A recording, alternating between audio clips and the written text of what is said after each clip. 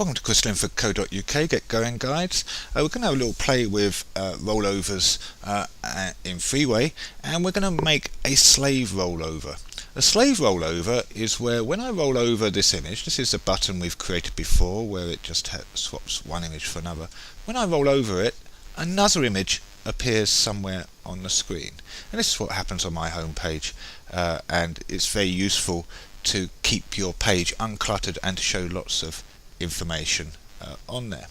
So what I've done is I've created this button, and it's just a standard button, just a swap image button. But what I would need to do is to give some instructions to this image. So I've just imported an image from a digital camera, and Freeway will interpret it for me, but we need to give it an action. And what I'm going to do is go down to actions, and we go down to target show hide image, and that means it can either show it or it can hide it. And if I call up the actions window, this is what it says. So it says initially, what do you want it to be? Do you want it to be visible or hidden? Well, when I roll over, I then want it to appear, so I want it to be hidden to start with. To restore, that means when I roll off of it, it disappears again, or I could make it sticky so it stays on there all the time, but we'll keep it to restore so it vanishes on and off. Preload means it loads in when the page comes in, so you don't have to wait for it to load while you're rolling over. And this is what's important, is target group. We've got a whole range of different target groups, so you can have absolutely hundreds of different rollovers and different effects working within it. Indigo's the standard, we'll keep with that. And then what we need to do is give it a target number.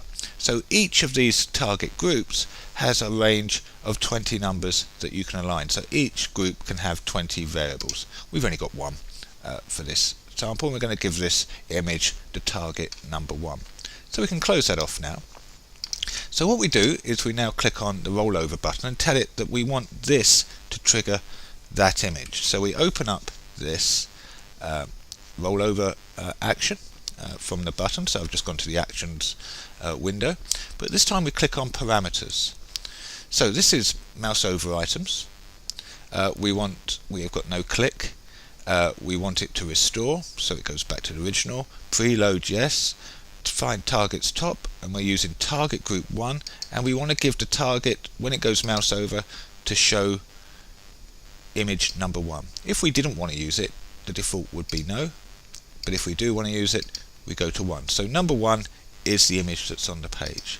So now, very clever little trick, we go to preview it and we see what happens. So there's our button on the page. Now when I roll over it, not just a rollover happen, but the image appears and then disappears as I roll off. Just to be aware of the sticky command, if we have a look at the action window again, if I tell it to be sticky, it should stay there, and then when we preview it again,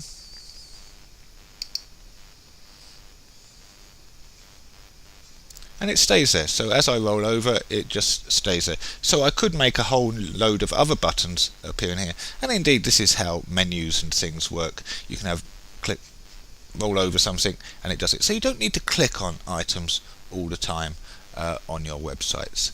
So visit me at linford.co.uk. You can download these files from my website as a zip file, and you can find me on iTunes and on YouTube.